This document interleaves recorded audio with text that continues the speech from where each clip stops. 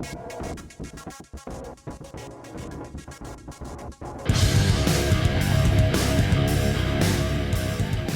morning, good afternoon, good evening, wherever you are. Welcome back to another episode of the Product Uncensored show. I'm your host, Colin Pell, and I hope that you've been having a great week so far. Today is episode 28, and I have another great guest for you. I'm excited, so I won't spoil the surprise just yet. All right, but for those who are regular listeners, welcome back, and for those of you who are new, let's just give you some introduction about what the show is all about. Right, so we talk about product leaders. I try to focus on leaders who are based in Southeast Asia, sometimes Asia, and then sometimes if there's a good guest, we take them wherever they are. If you want to know more, you want to listen to the other 27 episodes, all the videos are on YouTube. And don't forget, when you go there, please click on the subscribe button and also click on that bell notification icon because it helps with the algorithm. It helps me to get discovered as well. If you prefer to listen just to the audio podcast while you're on the go or in your train or whatever it is that you're doing, it should be showing up here. Yes, okay, I'm pointing it right this time. It should be showing up now. And finally, if you want to support this show, there is a link in the description where you can support this show for the price of a coffee. And again, this is purely voluntary, so no problems if you don't want to. Okay, that's all the introduction that I had. Let's go to our guest. I have today a very special guest. She's a female product leader on the show, so I'm excited. Always happy to see female leaders getting represented on the show. And if you look back at some of the episodes that we've got great female leaders, and today is no exception. She's been someone who has experience working for Google, for Facebook, for Lazada. In fact, she's now the Chief Product Officer at Hubble Connected. I would like to introduce all of you to Swati Rai. Welcome to the show, Swati. Hey, Colin, glad to be here. Yes. I'm so thankful that we finally managed to get on the show, get on this show. I remember the first time we were going back and forth by email was I think a couple of years back, and I was trying to get you for a product meetup in KL. Hoping that you would fly through, and somehow that didn't happen. So it's okay. We've now got you on the show. Yeah. It's funny. Like we've been on and off speaking over 2 years, and we still haven't managed to meet in person yet. Yes, and Thanks to COVID. unfortunately, the year after COVID kind of happened, so it's not been the most fun of times. But how have you been doing, Swati? Been good. Been like Groundhog Day. I think many people would agree. Every day is the same as the other. But yeah, I guess I'm just looking forward to this year, wrapping up this year. We went into every product person's life quarterly road mapping. So it's 19th of September. I have just wrapped up my Q4 roadmap with the team. So yeah, it's looking strong. Excited about Q4, and then maybe taking some time off to end of the year. So, but can't believe it's already 2021 is ending. I know, right? The year has just gone by so fast. And I don't know about you, right? But I know for me in lockdown, it feels like time seems to pass. It passes slower on the day, an hour by hour basis. But then suddenly you realize, oh wow, it's almost the end of the year. It's Q4. So yeah, that's my experience with it. So okay.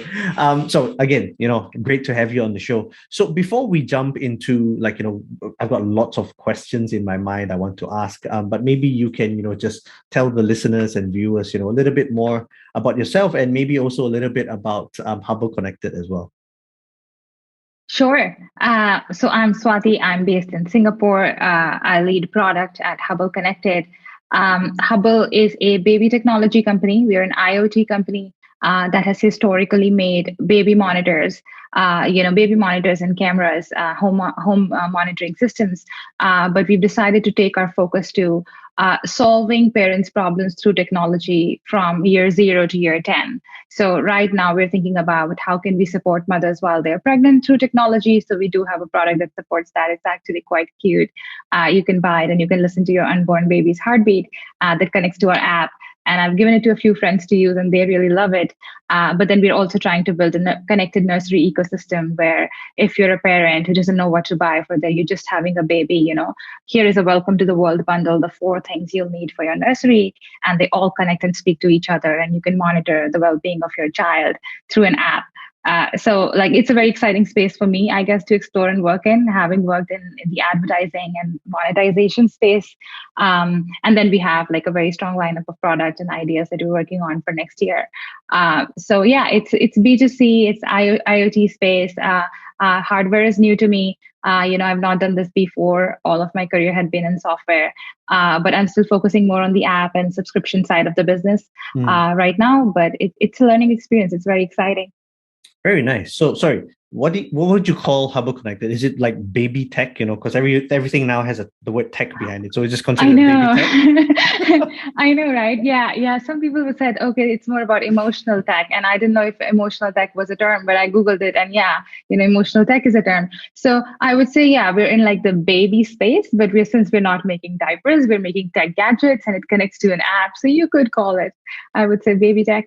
Okay, yeah, because baby tech sounds really cool. So, okay, all right. I have again, just your current role with Hubble Connected, lots of things there. Like you mentioned, the hardware and the software side of things. I think we'll definitely want to ask a few questions. But just before that, right? Let's sort of pull back a little bit because, your career has been one that is very interesting, right? Because you were doing ads, you were doing product marketing, and then you went into product management. So the first question for you, Swati, is how did you end up in product management? Like, was this something that was by design? Was it by happenstance? What was that story of how you got into product management? Yeah. No, I don't think this was at all by design. I did so. A lot of people are surprised, when I tell them that I studied English literature in university. So I was through and through, a creative person. I wanted to be a journalist or I want to be a writer. If I had stayed back in India and not taken my first job at Google, and even Google, I applied for the job because it had to do with online advertising, and I was like, oh. I had interned as a copywriter. So during my undergrad, I was studying English. I had interned as a copywriter. After that internship, the stuff that I learned about, the ads industry, the offline ads industry, did not, I think, safe to say, impress me. And I was like, what other kinds of advertising is there? And then that time, Google AdWords, Google was hiring at the university, and they came to our campus. I applied for the job. It seemed exciting.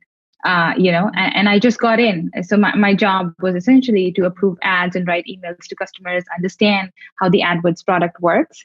And I was a part of that team. So definitely, I didn't even know the term product manager or what product management is. And, even what is the job in tech? Because in my mind, that was for engineers.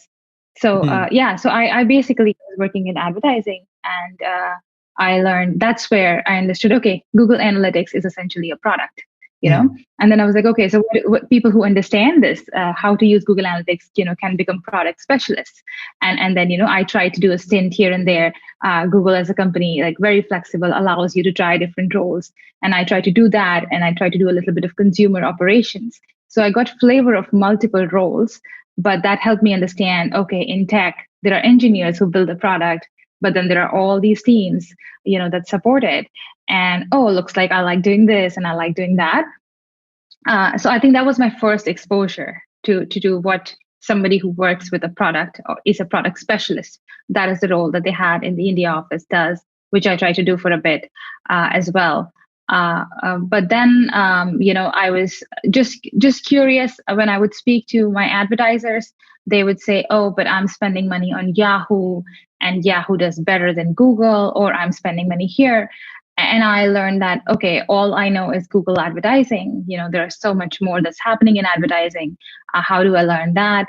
And then, all I know is India market. But, I'm still servicing advertisers that sit in North America and rest of the world. So how do I understand the rest of the world in advertising?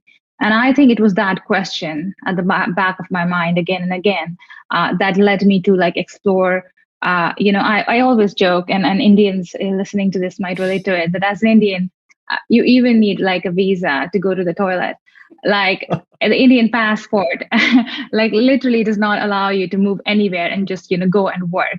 Versus like if you are a resident of the European countries, right? You can just move around. Mm. So I didn't have the flexibility to just pick and choose a place I wanted to go. I did some research on Singapore. It seemed like a great opportunity, and one thing led to another. And I ended up moving here and to Mindshare, which was, I think, very exciting for me and my learning, because then I actually managed, digital marketing accounts for like, big brands, and I'm working on those, and they have set amount of dollars, and they need to be spent on Google, on Yahoo, and what have you, all of your ad networks. So I understood marketing, and I worked very close with like the print and the TV teams. So I understood integrated marketing really well. So I was still working in marketing. I was still doing advertising. And then data, was the new oil at that point. Yes, So yes. people were like, oh, you need to be data driven. What does that mean? Oh, from advertising, you're collecting all this data. What are you doing with it? How are you using it? So it was again out of my comfort zone, but I realized that people who could tell a story from data were being more valued. Clients were listening to you a lot more. So I pushed myself there, which kind of led me to stumble on a startup, which is a startup where my role was to build out metadata in the back end that P&G could use to run ads, which was a very exciting role. And I was doing that for Asia, a really small company. I absolutely loved it until I got a call from Facebook where they were hiring for a role, and they were exactly through their product, which was an ad serving product, solving for my current challenge in my role on how to advertise based on identity and not based on cookies. Mm. So even that was kind of a happenstance. I was extremely happy in my previous role, but they called me. Again, I got the job, moved to Facebook, and that's when I guess when you're like I had worked for what I think 7 years by the time I joined Facebook, so I was not as new as when I was at Google. I Mm. understood advertising, marketing, tech, data, so I could make then conscious decisions on, oh, this is the kind of role I would like to do. This is the kind of skill that I would like to learn. And the company gave a lot of exposure to speaking to people from multiple teams, multiple business units. And that is the first time I was exposed to product manager as a Mm. job function, people who were doing a role as a product manager. And even though I was doing sales in the beginning when I joined, I was given feedback that I would synthesize my information about the market, about the Asia Pacific market really well to be able to putting kind of a bow on it and handing it over to the product teams to understand what Asia really needs. Mm. And which, I thought, yeah, but I also like doing that. And then people said, oh, you should like explore product marketing or, product Mm. management.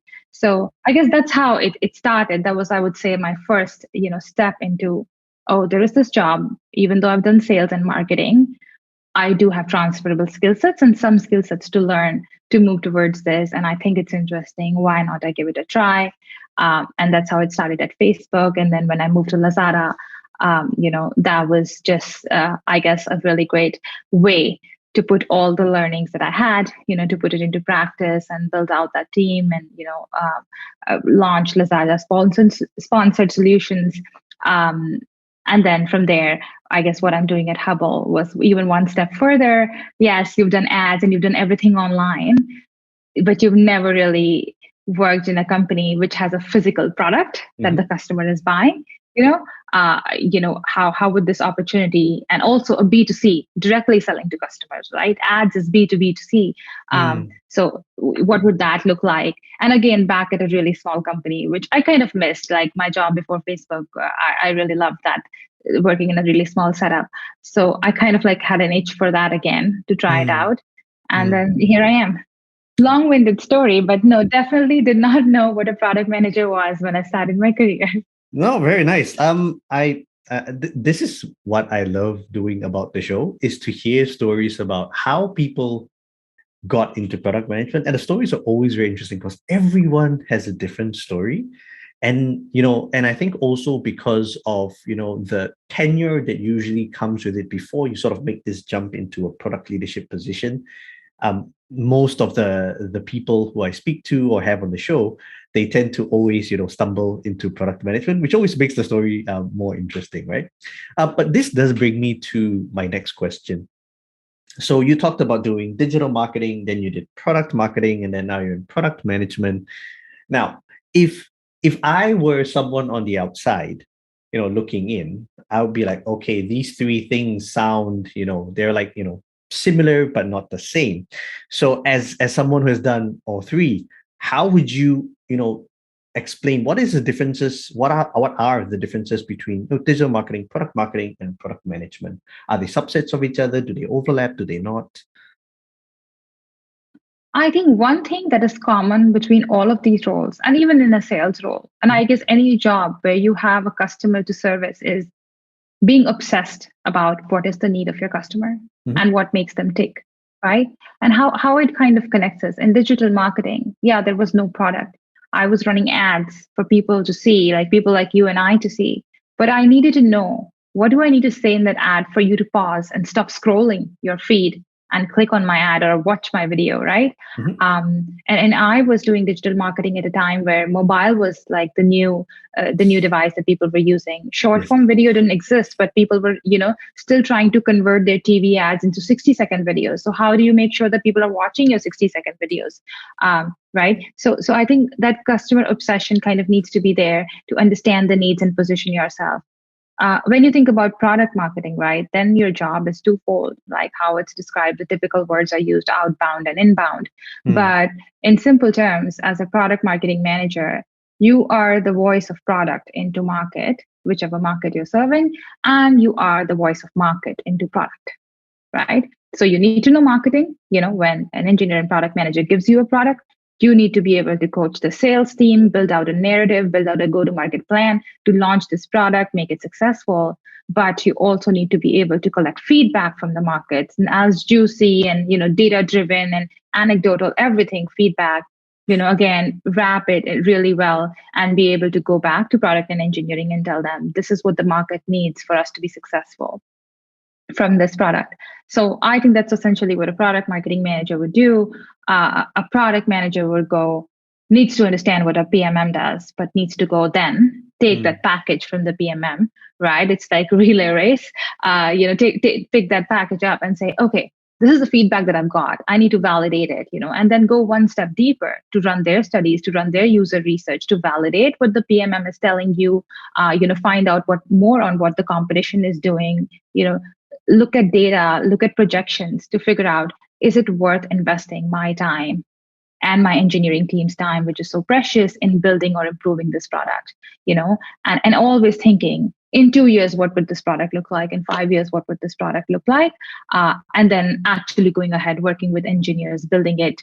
But I always say that, a PM should never pass on their product to the PMM and say, here is all, this is what the product does. This is what, this is what the sales team needs to be doing here. Go take it, sell it. I think Mm. the PM needs to be, this should be able to in 60 seconds sell their product. Like, why should a customer buy it?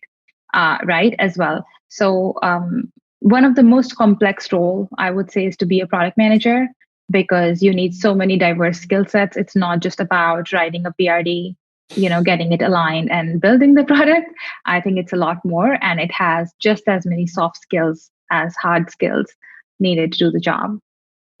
Yeah, I really like how you put it. So, again, just go one step further then. So, would it be fair to say, and again, I'm happy for you to totally disagree and debunk this.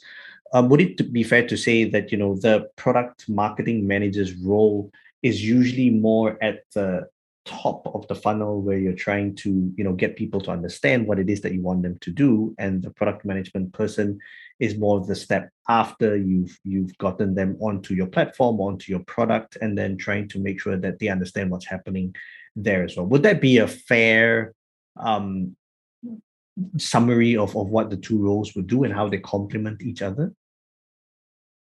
I mean, I would say a little bit different. Yes, it would do what you said, but also the PM's role will come before the PMM's role, right? Because it's Mm, it's chicken and egg. The PM would have built something for the PMM to go and explain and what it does, and then what you just described is version two. So the PM with their own, I don't think there would be a PMM that would even exist. When companies are building an MVP. Right. So they're launching, they have an idea, they decide to test it, they build an MVP, they send it out to the market. At that point, you're not probably a small company won't have money to align a PMM to do the market study. That's when the PM is going, rolling up their sleeves, understanding all the feedback.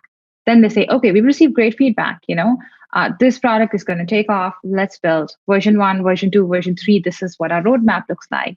And then as they are doing those small releases and improvements, that's where a PMM can come in and say, okay, give this to me and I'll make sure every single customer understands, and I'll build out a go-to-market strategy and plan through different channels that they understand what this product does. And while I do this, if I get any feedback, I will bring it back to you. But I would say a PM should still continue to always keep a tab on the customer sentiment. I personally spend hours and hours going through our NPS surveys, and reading customer feedback. And the smallest things like in our cameras, if there is a light that's on mm, and it's blue, and people are like, I want a pitch dark room for my baby, you have this really tiny blue light that can be a bit annoying, can you remove this light? mm, And as my product managers would say, well, there's a reason the slide is on, because so that the parent knows that the camera is working. If we remove the slide, then how will they ever know? Then you're thinking, but I still need to solve this problem. mm, Where can we change the position of the light? Can we change the color of the light to amber from blue? So I think that's where, and then we would fix it. Then I will hand it to a PMM to say, we've made this change, take it over, educate the customer how we've taken feedback, and we're constantly improving our products, and they can give us additional feedback on this link, for example. So the two roles are quite, mm. very well connected and work very closely with each other. Yes, and so well put, so well put. Yeah, that's why I have people like you on the show so that you can, tell everyone, because I think it really does shed a lot of light. And again, maybe this is just my experience or my exposure. I think the product marketing role is now actually gaining more popularity, especially in the bigger companies, right? As you said, right? Usually, if it's a small company or a medium size, you usually either choosing like a marketing person and then you have a product person, but not usually someone that sort of is the glue between the two, which is your PMM role. So always great to understand it from someone who has done it before. So thank you so much for that. So let's move a little bit along into the career where you joined Lazada. You joined as the EVP of product management and strategy. How did you build up the team over there? And the reason why I ask is the next question that I also want to ask is then how would that differ building a product team at Hubble Connected as well? Because one is this huge giant, and the other one is a much smaller stage at a much earlier stage. Yeah.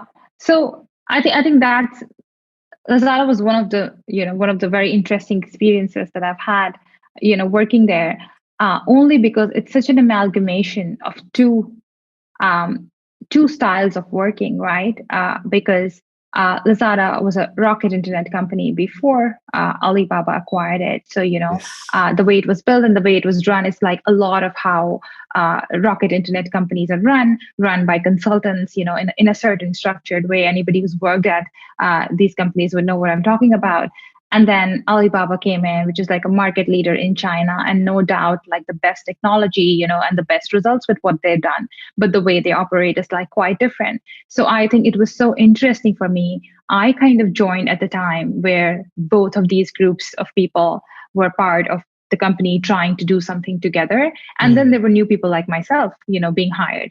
And the mix that I brought was none of the two, but coming from big tech and a US big tech, right? mm, mm, So it created a very interesting space, I guess, to innovate and chart a way forward for Lazada to become a market leader. So but I did join with a team of, I would say, a couple of people, and one of them was mainly and this is what happens to any hiring manager, like any manager, anybody who's been a manager, right? When you inherit a team, you come in and you have your strategy, and then the kind of skills that you will need to achieve this Yes. strategy and achieve this vision. And I think I came in to see that, okay, there are people with these different skill sets, but I need to move this person's role around, that person's role around, to make sure that they are able to drive impact where their strengths lie. It takes you a Mm, little bit of time to also learn what the strengths of the current people are. So I think I spend a fair bit of amount of time doing that. And then the second part of the time was, okay, let's hire for this mm, team. And like, the management was super supportive. I had a lot of support from the HR, and, I had a recruiter assigned to me. We were working with external recruiters, but I don't think it has been so challenging to hire in Singapore for mm, product managers, because I guess everybody is looking for, including me at that point. You need to come in and build out an ad system. Like, that was the role, right? Within mm, an ad system, you might not be building the whole thing, of course, nobody is. But yeah, if you're working on display ads, you will be building the front end of display ads or the ads engine, or you'll be working on data and reporting. First of all, there are not many ad tech focused companies in Singapore. Like, all the big companies are US based, and these roles only existed in the US. And secondly, product management as a field is very new in Southeast Asia and in Singapore. So it's very hard to find somebody who's done 7 to 8 years of core product management, and that too on software only products. So mm, it mm, was mm, it was quite challenging for me to hire in Singapore. We had to move the business forward. Again, thanks to how widely spread Alibaba is, we had a Lazada entity in Shenzhen in China, so I was able to very quickly, hire people there instead, because people, Tencent is there and people have done this job before. So, it's like plug and play. They come in, they understand the business, they help you build. I think what also worked in our favor was, I think by the time I'd done like a year at Lazada, we were still being quite slow in building what we were trying to build. And then, the management decided that we could get some help from the engineers who were in China, who had built the ads platform there. So we got some more new people and new blood, and everybody had done this stuff before. They had built a world class platform, or I would say mm, in China, world class platform, the ads platform for Taobao, and so we were able to just use those resources. So I would say hiring was definitely one of the challenging parts. And mm, if you're mm, joining as a product leader, I think my learning was just to understand, it's very exciting to take on a big goal, but if you mm, just have a chief, without their army, then it's unnecessary stress on the people that are working with you to achieve that mm. goal, Yeah. especially if you could not foresee how long it will take you to hire people. And I think that was that kind of like threw some light, Mm, for me on this challenge and how I would solve it. Which then kind of, a learning I knew when I moved to Hubble, that mm, okay, like I knew that I'll have to hire more PMs, and so I understood the org structure, and I knew how slow it will be to hire a PM. So mm, because I came so prepared for that, um, I had designed my roadmap in such a way that, okay, if I'm able to hire a PM in the first 3 to 6 months, then this is what the roadmap looks like. And then I had a version 2 of the roadmap. I'm a situation where I'm not able to hire a PM, then this is what the roadmap would look like. And I would constantly align it with like all stakeholders, which is something that was not done, mm, mm, previously. I had not done at Lazada.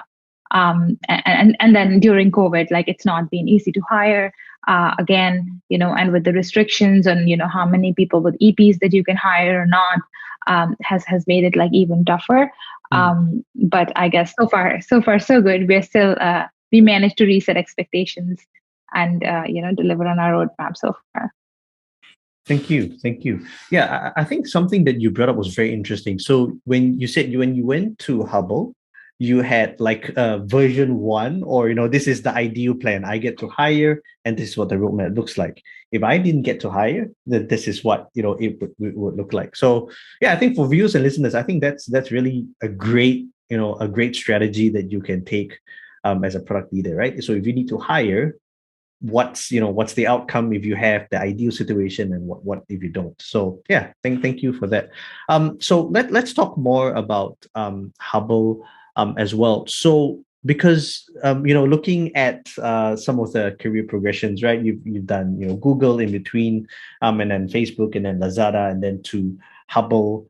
Connected as well. Was it a again strategic decision for yourself personally to move to a company that was earlier in the startup game, in the growth stage, or yeah, again, was it happenstance? Because I'm just curious to understand from your perspective as a leader. And let me just provide a bit more context to this question.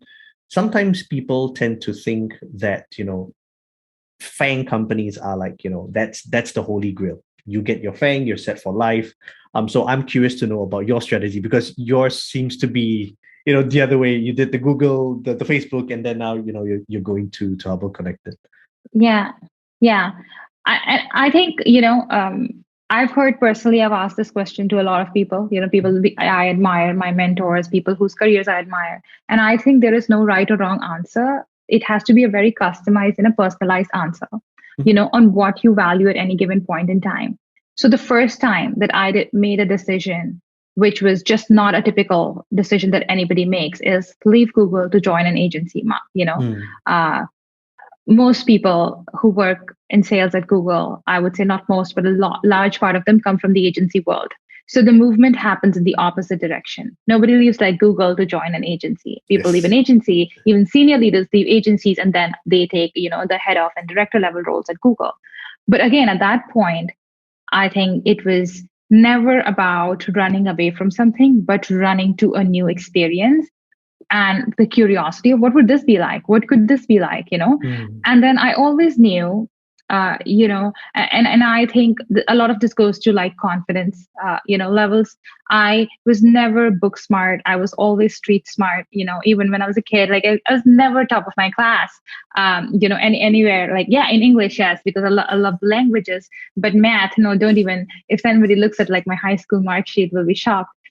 I was never there, but I found my way, right? Like, I mm, ended up going to University of Delhi. I had a rank in the college that I went to. I got a job at Google. I think when those things happen to you, you build an inherent confidence that, mm, what, you tell yourself, like, as cocky as it sounds, that I'm going to be okay no matter what. And if you're going to be okay no matter what, then, and it's not like dreamy stuff, like, follow your dreams and the money will come. It's just about, if something makes sense and you're a bit curious about it, and it's not a big shift from what you're currently doing, why not try it? What's the worst that can happen? mm, Right. mm, And I think that confidence gets better and better the more years you've worked. And in my case, that jump from Google to a media agency was that kind of risk, but I was more excited about it. Was it like a completely rosy picture as I imagined? No. But was it mm, one of the best learning experiences of my life? And it led me to Singapore, and now I've been here like 11 years. Like, absolutely. So that's my, I guess, approach to. I could have worked at Facebook sooner as well. Facebook mm, was new here; they were hiring, and no. But I like went to media agency. I stayed there for a while. Then I went to a startup.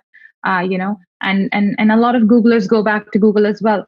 That wasn't something that I was trying to do. mm, So after Lazada as well, I'm good at like joining a place where there's a mission and a vision, to achieve something, and then you build it. And I like the rush of that. You build it, you solve a problem. There's something that you're curious about. You want to find out what's inside this, what's going on. And once I uncover that, I always think like, okay, what else? What's next? mm, I mm, know that about myself. And I guess with the pandemic and everything that was going on, the more I would, and I advise a few startups as well. mm, And I always thought that, oh, selling like a beauty subscription box or anything which is B2C, I would advise startups which were doing B2C stuff, and those suggestions played out, like they worked out well for them. And then people would say, oh, considering that you've never worked in B2C, this this was really helpful for us. So mm, I was thinking about what would it be like to work in B2C. Okay, and then what kind of a role, like what will I be good at? So I was like, okay, product marketing, yes, because I do have that creativity. I've done product marketing, but I also love building products. mm, I love designing. I love working with your user experience design teams. I love working with customers. I like being in the mix of things, and so a PM role would also be great. Okay, let's see if something. Keep your eyes peeled. I think that was my approach. And I wasn't looking to move. And Hubble, like contacted me, and then they said, okay, it's B2C, but it's hardware. You've never done hardware before. So, and the role, like, will the role be 100% hardware? Will I be managing hardware product management? No, not at the start. We want to Mm, turn the company around. We want to have more focus on app and tech and grow the subscription business. But it gives you an opportunity to get involved in hardware, which I was like, it's very interesting because when you look at it, we are all in a bubble of tech. Yes, tech and SaaS and all of these products, but mhm. majority of business is still physical goods, right? Yes. Like if you look at the economy, it's still physical goods. So it is kind of a little bit surprising to me that in 14 years of my career, I had never worked in a physical goods, company. So I was like, okay, is this worth a try? Like, well, life in pandemic is not very exciting.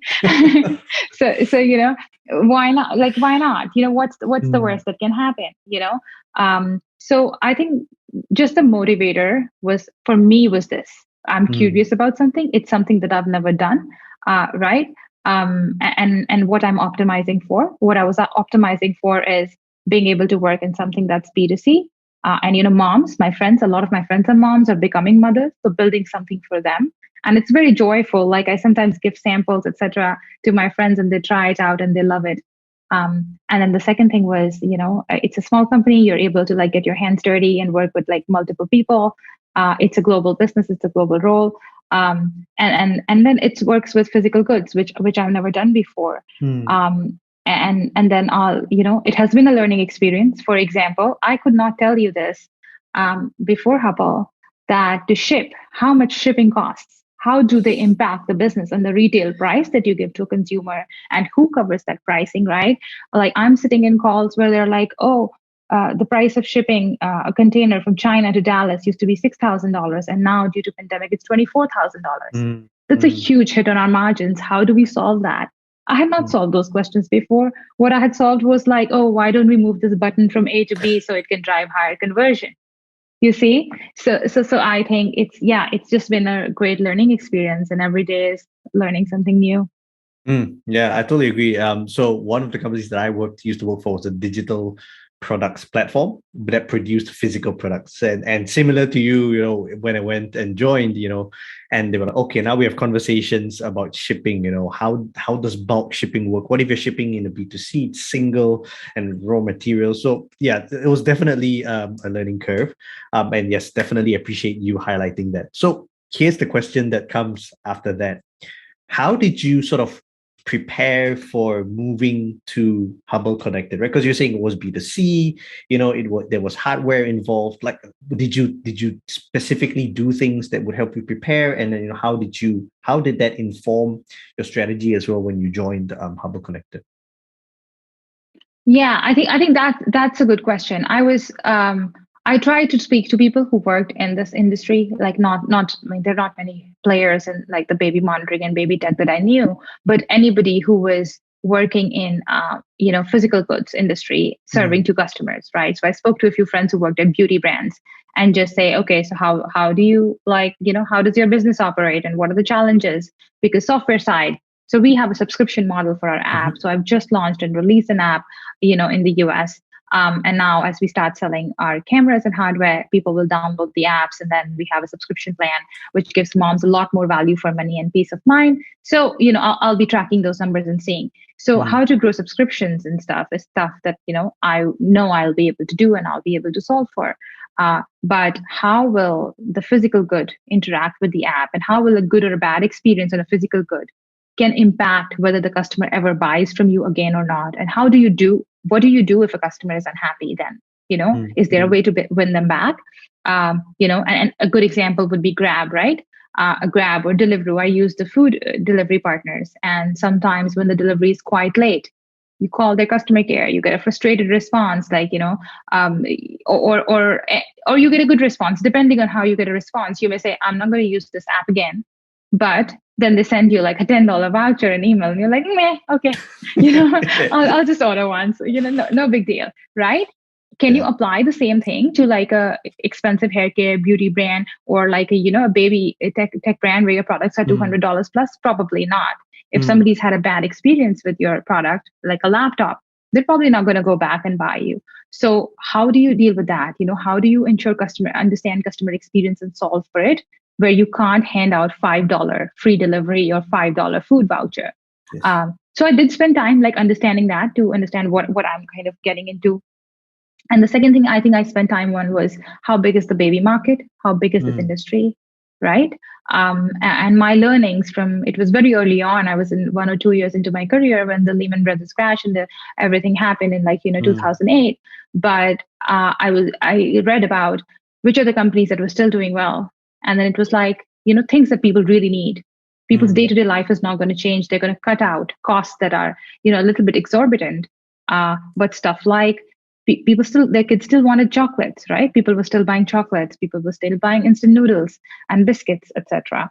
So what industry like are you entering? First of all, are like in a market like Singapore, birth rates are not really going up, mm, but in some markets birth rates are going up. People will continue to have kids, and if people who have kids, one thing which is true for everybody is people may spend money in ABC or cut down, but everybody puts their first priority as their kid, their mm, kid's education. If you want to educate my kid, if I want to keep my kid safe, keep my kid happy, keep my kid healthy, people will spend money. So there is a market there.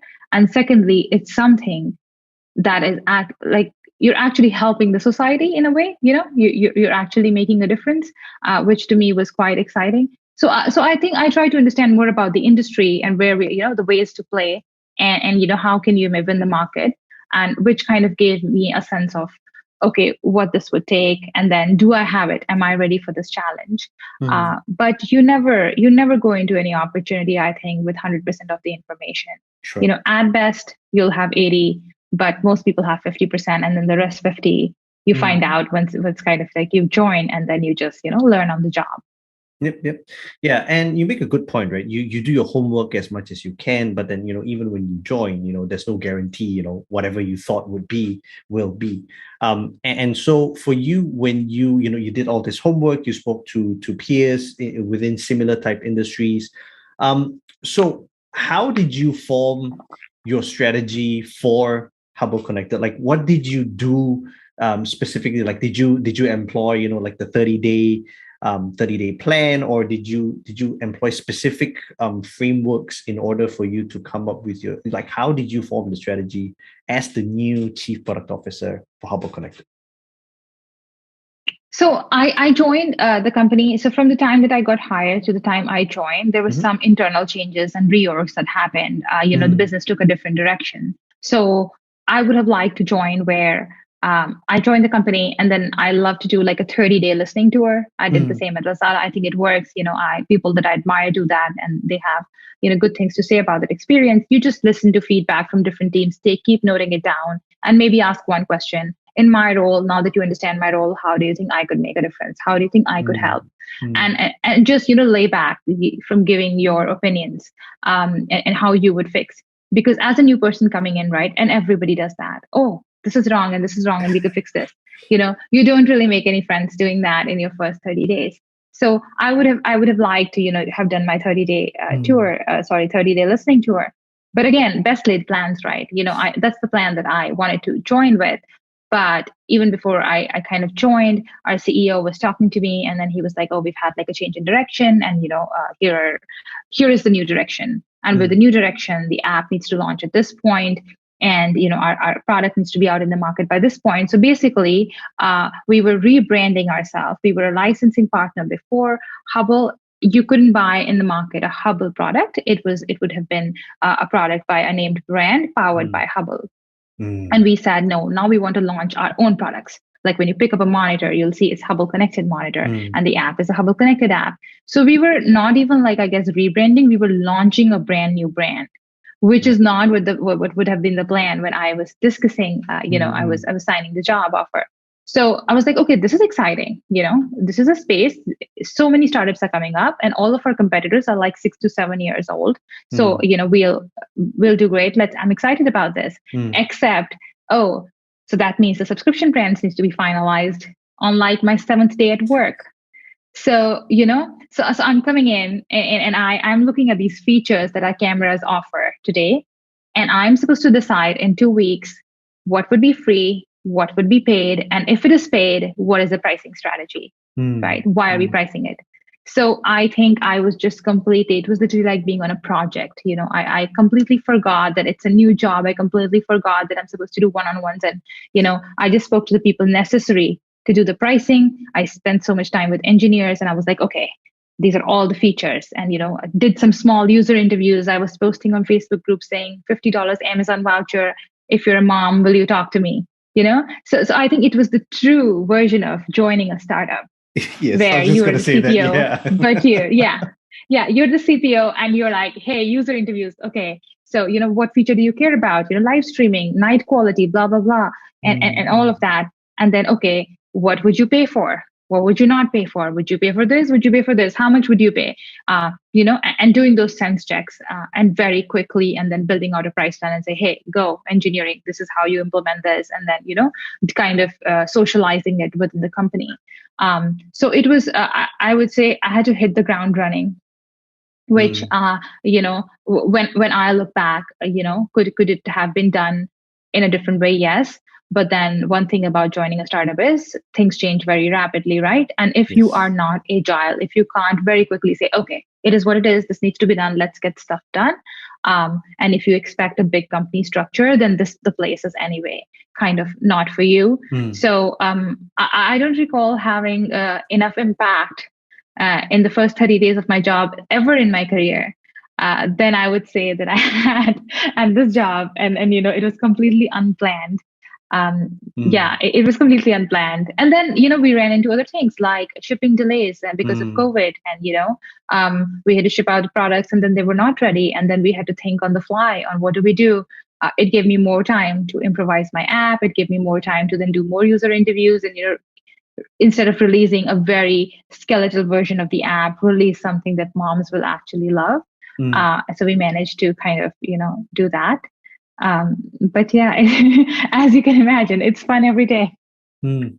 Yeah, but so here's a personal question for you. Did you feel like that rush when you did all of that? What, because you came from the Lazada, where it's a huge organization, and you suddenly get thrown in, have to hit the ground running.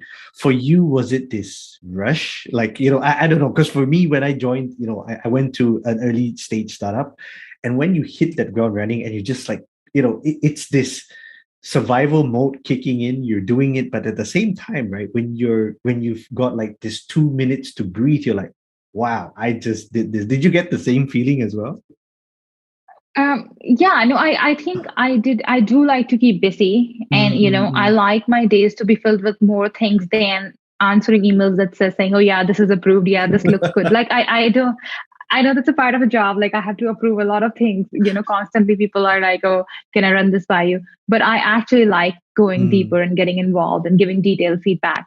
So the fact that I was supposed to do like the user interviews or define this or write, an analysis of something for engineering, or my partner is here, I kind of like that. mm, But I have seen people like, in my group of peers, or if I talk to people, again, it's very customized to what you like doing. If there are mm, people who've done senior level roles with multiple people reporting to them for the longest time, and they're suddenly asked to get their hands dirty, on the first week of a job with no support, like, mind you, with no support, they would not have had the same reaction that I had. mm, I always have the mentality, I always behave, I would say sometimes like as like a junior PM, you mm, know, when I do meetings across the org, I do meeting with our UX designers, I'll do meeting with our data analysts, I just go deeper, into the weeds. Sometimes I'm told by the team, like our head of engineering, I'll say, oh, what is this product? Like I saw this deck and,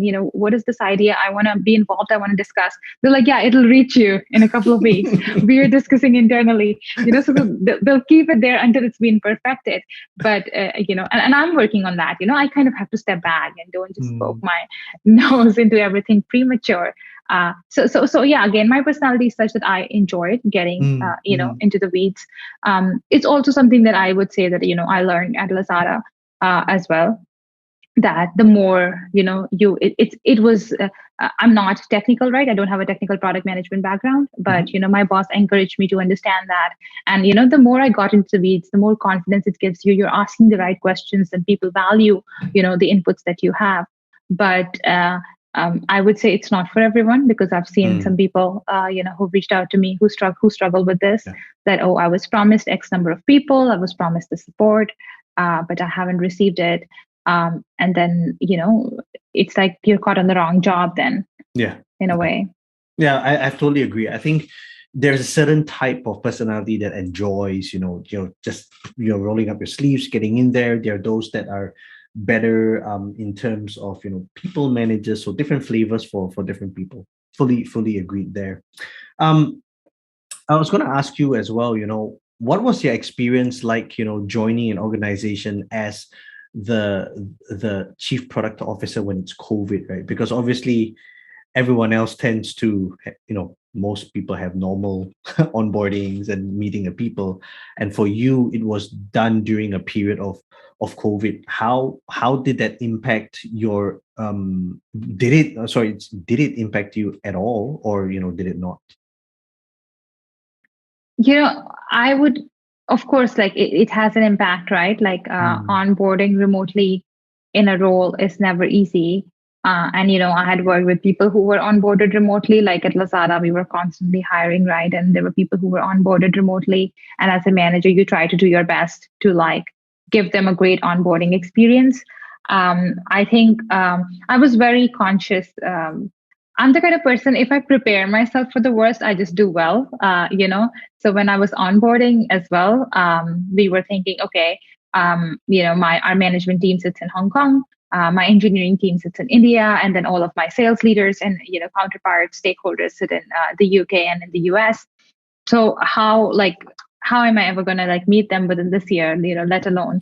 Uh, yeah, there was just like no way out. I knew that I'll not be able to meet them, mm, but I was kind of more thinking about 6 months, right? Okay, by the summer I'll be probably be able to travel, so it's just mm, the first 6 months. And then I was like, okay, so since I cannot meet them, let's talk every day, let's talk mm, twice a week. I just started the chain of communication, keep it informal, even if you have nothing to say, like just check in with each other. And mm, I guess I started doing that. And even with the teams, like just doing more town halls, etc., just so that people to get to know each other. But right in the middle of it, you also know that India had the big COVID yes. wave, Mm, and it mm, was very, very serious there. So yeah. we had people on our engineering team, where their families were sick or they were sick and they were taken down by COVID. There were people who lost family and friends. So I think it was a really tough time, but it also brought the team together, because I think I got an opportunity to support them. They got an opportunity to see, the company cares. And so I think it was a tough time, but even though we were working remotely, these things brought us together.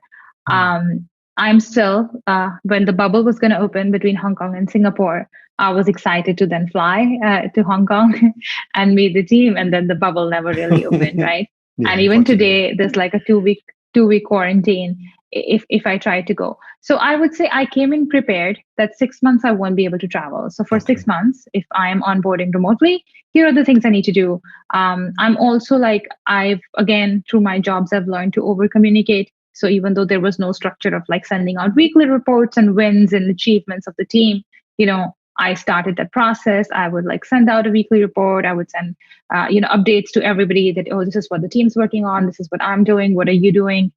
Started to do one-on-ones and catch-ups. Mm, So I think it wasn't as hard, I would say, as I'd imagine.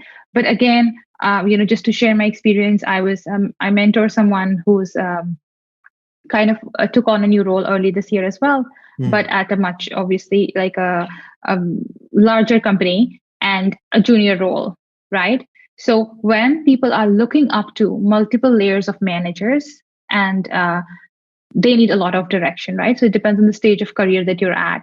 And mm, then if you've onboarded remotely, you can just feel isolated. That, oh, I've onboarded. Today I've done my tasks, but nobody's talking to me. Nobody's checking in with me. What is this mm, other person doing? I don't feel like I'm part of a team, etc. So if 5 years ago this would have happened, or 6 years ago this would have happened, I would have felt the same. mm, mm, But here mm. I am joining, where I am supposed to provide direction to people. I'm supposed to tell people this is where our business is going. I'm supposed to set the direction and the roadmap. Yeah. So I didn't have the time to feel that, oh, everybody's like far away. I was like, okay, everybody rally. This is what we are doing. Mm. So I think I didn't feel the pain of that remote work mainly because of the scope of my role. But I do, I mean, I'd love to eat, like, people report to me in Hong Kong, and I haven't seen her ever. We have such a great like team. I love working with her, but we're like, when will we see each other ever? Mm, So mm. it's yeah, we're looking forward to meeting in person. I'm sure a lot of people are. I'm sure people listening in as well is like, oh, when can we meet? The list of people I've got, like, hey, we should meet up once COVID is over. It's like, yeah, we said that 1 year ago. We thought, by end of last year would be okay, and not really. Then mid of this year doesn't seem okay. So, yeah, just it does seem to keep getting pushed back. But I guess we all handle, and thanks for sharing as well how you manage. I have one last question about how you work at Hubble as well. Because you made this point earlier about how you would ask questions about, hey, what's happening here and what's happening there. And I think one of the tricky parts about being in a leadership position in product is to try to know as much as possible without sounding as if you're trying to influence, like, I'm the micromanager and I'm trying to find out. So how do you find that balance, right? To be able to, okay, I kind of need to know what's happening there, but I'm not saying that you have to tell me and then I make the decision. How do you walk that line? That's very tricky. I don't think I've managed to successfully do that. Also, because I'm like a very direct person, So I guess I would just ask directly. But I do enjoy, like, our team meetings happen on Tuesdays, and I do it with the design team. So we'll all come in, and we just wrap up. Like, we do like a quick round the table thing. What is an exciting thing that you worked on last week? What's an exciting thing you're working on this week? Anything you want to share with the group or you want feedback on? And Mm, I think that has opened doors for people, because a lot of these people I've hired recently, so they're new to the team, right? And they're joining together. So they'll say, oh, I'm working on this integration with this partner. This is very exciting. However, I have this design that I've created and this user flow that I've created, and I would love to get the team's feedback. And then they run through it. And then, I'll let the team speak and share how they feel. And so many times I see that they've actually covered all the points of the feedback that I would have given. mm, mm, Or sometimes there will be like one thing that's missed, and I'll say, okay, this is great, but this one thing I also think. But at the end of the day, you're the owner, like, you're running this, you're on point for this project. If you, based on your user studies and your experience in design, I'm not a designer, think this is a great way to go, don't let me like question this. Let's go through it and then see, maybe this will be great feedback this will get great feedback from customers. Let's A/B test it. Let's do this, let's do that. mm, So I think we've created kind of and it's very important to win the trust of your team, so yeah. that if there is going to be a day where I directly say, I need to know what's going on this, because this project is high priority for the CEO, it's a high priority for me, I really need to know every single day the update. They Mm, understand where I'm coming from. But if you haven't spent time building that trust, they don't know your working style, they don't think that you're an encouraging manager, then people might say, oh, like, she's trying to micromanage me. mm, So, touch wood, like, so far, I think I love working with the team, and I think we have a great, we have a great rapport overall with the team. So, if I ask, like, sometimes I'm checking in like on a Saturday, like, we have a release for a partner app very soon. I guess mm. maybe it's tomorrow. I don't remember the day, but yeah, I think it's tomorrow. It's this week, and somebody had to finish something. But I was quite like nervous about it. Whether are we going to meet the timeline? And I Mm, said, guys, can we like check in Saturday midday, please? And mm, mm. and, and people were like, yeah, sure. So Saturday midday, people shared an update. Okay. So I guess we just operate that way. Mm. Okay, thank you so much. Thank you so much.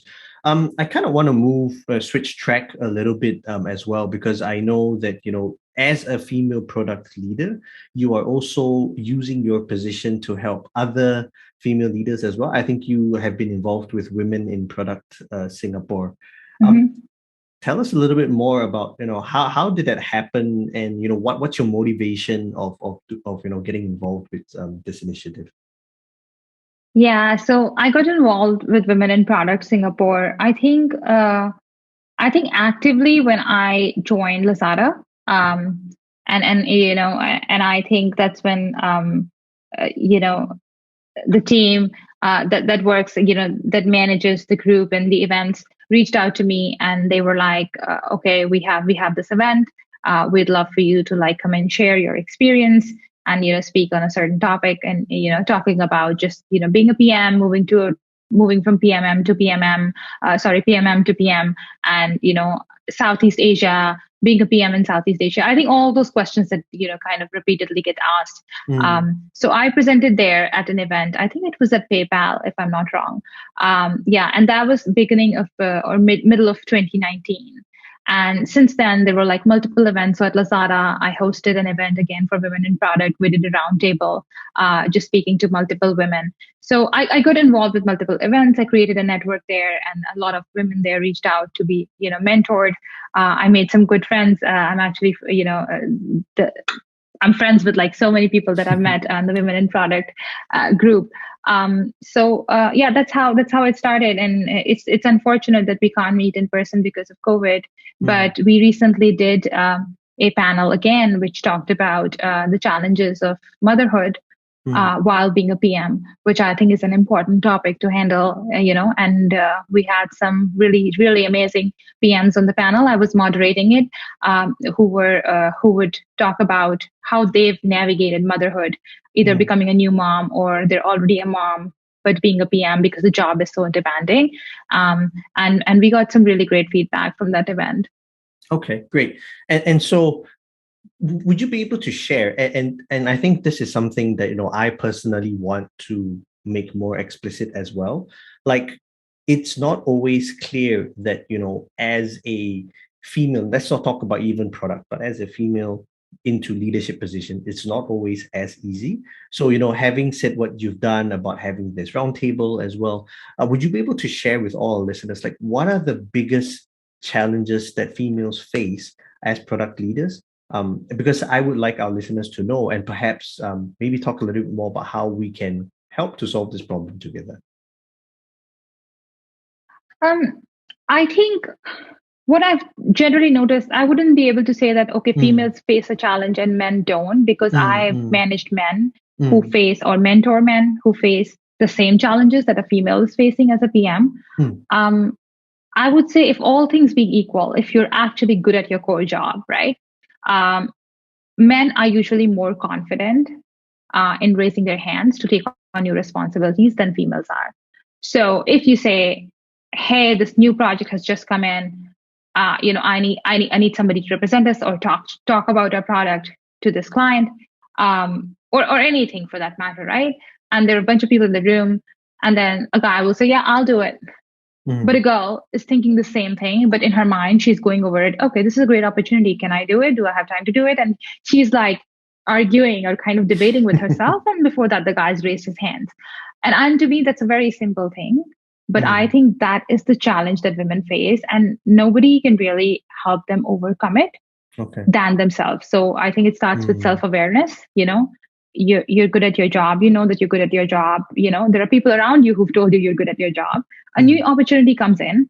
It is okay to say, I'll give it a try. And then let the person share with you what the opportunity is, and then evaluate it. And if you think you can't do it, it is completely okay to go back and say, I don't think I will be able to do it. And I've done that, multiple times before. Like when you reached out to me also, like, to speak and share, I was like, hey, here are the things that I think I can add value in. Here are the things I absolutely can't, And so many people have reached out to me to speak at different events, but they want to talk about just topics where, like somebody said, because Lazada had Lazada Pay, we want to talk about payments, and, we want to understand how e-commerce is approaching it and your point of view. I'm honestly not an expert. So at first I say, I'll give it a try. Can you send me the information? Then I read through it and I said, I don't want to use people's 30 minutes listening to me speak about this, because I don't think I'm a subject matter expert. So I kind of declined that. I think that's what more women, I tell all of like the people I mentor that, start doing that, because I notice that they don't. I guess, and then secondly, I would say there are biases. There are a bunch of biases that we do deal with. I know people who, when interview, are very curious to find out somebody's marital status, or, if they have kids. In parts of the world, it is illegal to ask that in an interview, but in Asia, it's not. Yes. So anybody and everybody will ask, I've been asked, like, oh, do you have kids, Mm-hmm. in interviews. So people ask that, whether you're pregnant, do you have kids, and then there are some assumptions that go with it. I've called this out in my career, like, that, oh, this is not fair. Like somebody's expected to do calls at like 9 p.m. or 8 p.m. And if that's the time to put their kid to bed, um, 80% of times people will be very understanding, but there are still 20% of people who are probably not very understanding if somebody has to put their kid to bed. But instead of realizing that this person is probably doing the same work at 6 a.m. because they're already awake, they assume that, oh, I could get a bigger bang for my buck had I hired somebody who didn't have this kid, to put to bed. Sort of those things. So I do think that moms face that challenge. And the other thing is, some how people try to show support, instead of saying, so how can I help you? Like, you're doing this. Can I help you? They'll just start telling women, oh, you don't have to do so much. Like, just take it easy. Just do 50% of what, you can do. And they think like they're being supportive. I mean, I can't speak for all women, but I would not like personally my workload to be taken away by a senior person or my boss or anybody. Like, hey, I think they should give me the autonomy to answer the question, what can I do to help you? If you would like me to take a responsibility off your plate, I'm happy to do that. Or do you need more help? Or is there this stuff which is not very critical? Maybe you can just oversee this project and not be deeply involved. I would appreciate help like that if I was going through like a rough situation, managing personal and professional time, instead of something being taken off my plate, which I've also heard again in all of the women in product sessions. Women bring this up, like, how do I handle this? So I mean, I guess we're I would still say we've come a long way. When I would participate in these forums, etc., many years ago, women really struggled, whether to get promoted, to get equal pay for equal work. I mean, not that we get equal pay for equal work now, but it's much better. So I think we've come a long way, but these things need to be talked about, and I feel that they need to be talked about more by men. By men being allies to women, and constantly raising this. Yes. I mean, I usually stop my meetings when a person in a meeting hasn't spoken, somebody who's not a part of the management, whether a male or a female, and I'll pause the meeting. I'll say, hey, person X, what do you think? Give them a chance to speak, because that will make them speak up next time. So I think male leaders and men need to be conscious of that. If there's a woman in your meeting who hasn't spoken, she's on mute, especially now in Zoom, right? If she's just been on mute and just been listening, there's a reason she's on the meeting. Do you want to say, hey, what do you think about this point? So I think those tweaks, if made, will definitely make, just work environment better for women. Yeah, I like the point that you made, right? So on the point of men being allies, it's not so much, the men deciding what's good for the women, but just to really go and say, hey, how can I be of help? Or how can I support?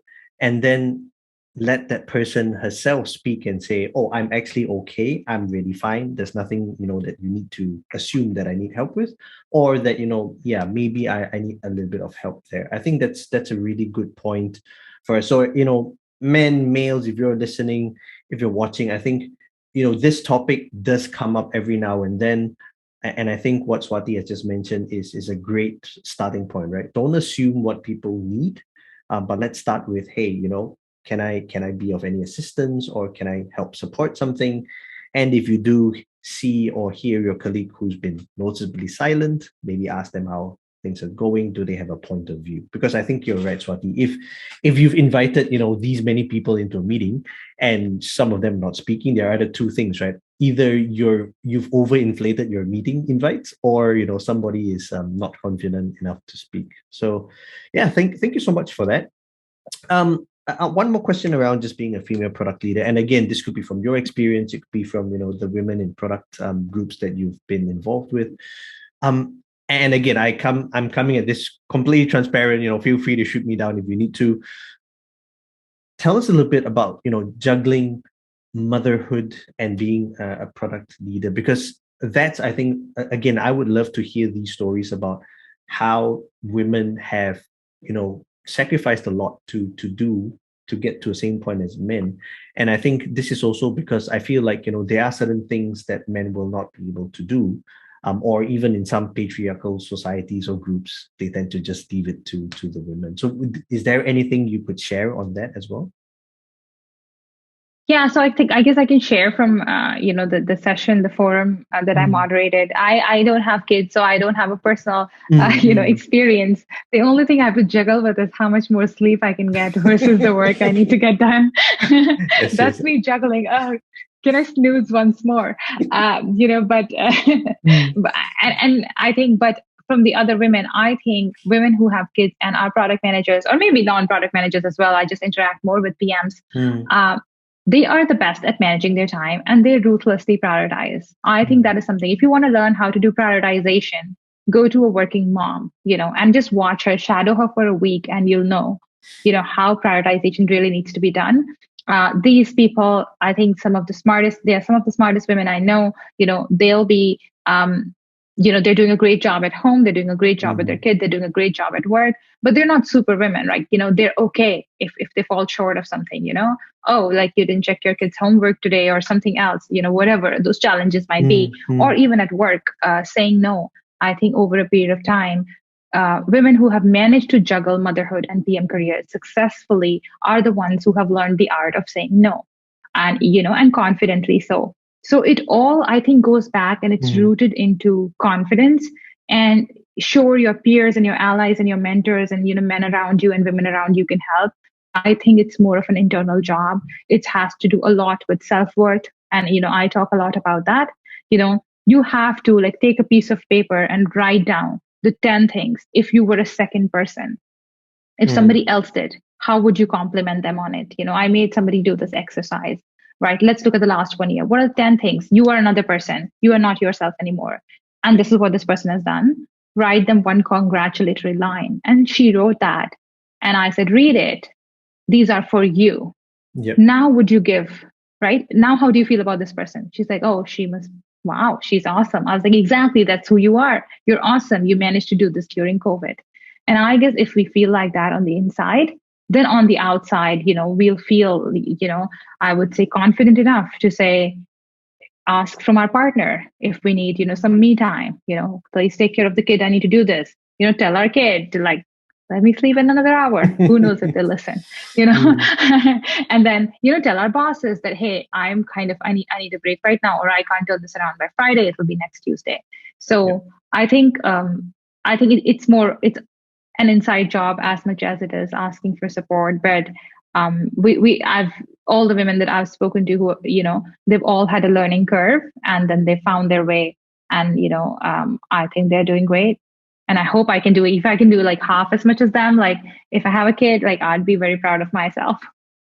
Yeah, but I'm going to steal that line. If you want to know about prioritization, go and ask a successful working woman, because I think that is really true. Some of the most amazing women that I know, and that includes my own wife, I think, they're really amazing at how to just, all right, I need to do this, this, and this, and then, pop, pop, pop, it's, yeah, I think that's fantastic. Thank you again. Thank you so much for sharing, and also from sharing with the community that you're working with the Women in Product Singapore. Thank you for that. Actually, this is the last part that I wanted to cover, but I realized that I actually didn't follow up with you. So I'm just gonna put you in a spot right now. And if the answer is no, then it's fine. I actually wanted to ask you for a song to recommend to the listeners, and I realized that I totally didn't follow up with you until like 2 seconds ago. So I'm just gonna put you Oh, right in a spot. So if there is a song mm. that you would like to, if I were to say, Swati, what would be a song that would describe you to our listeners and our viewers? What would that song be? My answer is really hilarious. But because, yes, I haven't had the time to think about this, that's on you. Um, I think so. If somebody would just like randomly say, "No, what Hmm, is this one song?" I sure. would say it's "Fireworks," "Firework" by Katy Perry. And the reason I say this is Hmm, like when I was doing like those long hours, like media agency days and just growing in my career, I was new in Singapore and there would be bad days, didn't have family here. That was the song that was my pick me up. Like when I felt like Mm, low confidence or I felt all the things that I'm talking about, right? I would play that song. You're on social media. Every girl goes through, starting from like mm, body image issues to confidence issues to anything else, at work. And I think that song always managed to cheer me up. And then I think it was round two of me falling in love with that song because at the inauguration of the president, the US president results, they had the fireworks and Katy mm, Perry actually performed the song at the mm, ceremony, which was just like, oh, this is the time, like a first, the Indian, African Indian Kamala Harris mm. is being inaugurated, and then there's Katy Perry playing, and it was just like the whole thing, like, oh my God, this is my song, and it's being played right now. So, I mean, it does it for me. I don't know if it does it for others, but if you're feeling low, if you're just feeling bummed out, just play that song like on your AirPods. And I hope that when people listen to it, they'll feel better because it's always made me feel better. Perfect, perfect. Thank you. So Katy Perry's fireworks will definitely put a link somewhere up here somewhere in the video. And I'll definitely put it in the description as well. I think the guys are just nodding their head probably that I know. I'm not Oh, listening to this. oh no, you'll be surprised. So all the guests in the show, we've had everything from pop to rock to lo-fi to classical. So we've had the full gamut of genres here. So definitely we don't discriminate, and I think it's a good choice for what it's worth. So all right. Thank Um you. yeah. Swati, thank you so much for your time. I appreciate you. And I know that life has been tough and busy, with COVID and new job and everything. So thank you so much. As we close, is there something that you would like to leave with a final thought that you would like to leave with our listeners or our viewers? Something encouraging or something that you just want to share? Uh, I mean, I would say, first of all, two things. One, it's you're gonna be okay. Like you, all these choices that we are presented with, should I do this? Should I do that? And we over stress, we over analyze, we get analysis paralysis. Like, don't do that. Go after opportunities where you think you can have an impact. Go where you have something to contribute. Don't over analyze it. You can always go back to a bigger company, to a smaller company, to the same domain, to a different domain. And the second thing I would say is the world is changing so fast. And I don't have to like just look back to the last 5 years. Your behavior as a consumer has changed. There were companies that didn't even exist. And today, they are on the home screen of your app. The world is changing so fast. It can be scary, but I guess for people like us who work in tech, it's an opportunity to be able to be creative with our careers. So, Mm, plan for 2 years. I think that's what I do. I plan for two mm, years. I don't have, when I started my career, I had like 10-year plans. If you ask me, what do you want to do in 10 years? I have done none of that. 5 years, I have done none of that. But usually when I say, what do you want to do in the year or the next 2 years, I have actually followed through. And even then, sometimes I've thought things have changed. Right. mm, So I would say, if you're listening to this and, you've been thinking about, oh, I need to, 2021 is coming to an end. What do I want to do? Like, what is the next thing in 2022 I want to look at? And if you're evaluating, oh, but in 2026, where would I be? Don't do that. If you're considering a new job, you're starting in the holidays, or you want to start in January, think of, okay, 2023, 2024, what will I be able to do in this job? And if the answer that comes out of it is exciting, don't worry about, of course, I mean, you've done your due diligence on the industry and, where you're trying to have an impact. But when people try to play out multiple years ahead, I think they actually say no to opportunities that they should have said yes to. And if it works out the way you plan, it's excellent. If it doesn't work out, you've had a great learning experience that you will be able to use the next time. So I think those are the two things that I wanted to share to anybody, I guess, who's listening. And I hope it's helpful to at least one person. All right. Thank you so much. So, ladies and gentlemen, boys and girls, and everybody in between, that was Swati Rai, the Chief Product Officer of Hubble Connected. I'm so thankful she has agreed to spend time to be on this show. And I do hope that all of you have found it interesting. For me, the favorite parts of the show was really, just talking about the person, the journey, the experiences, and also trying to be better supporters of, just female leaders, female people in product as well. Again, in Southeast Asia, we're definitely full of opportunities. This is the place to be. So I hope that all of you will continue to try and find your little space in Southeast Asia. Thank you very much. And until we meet again, bye bye.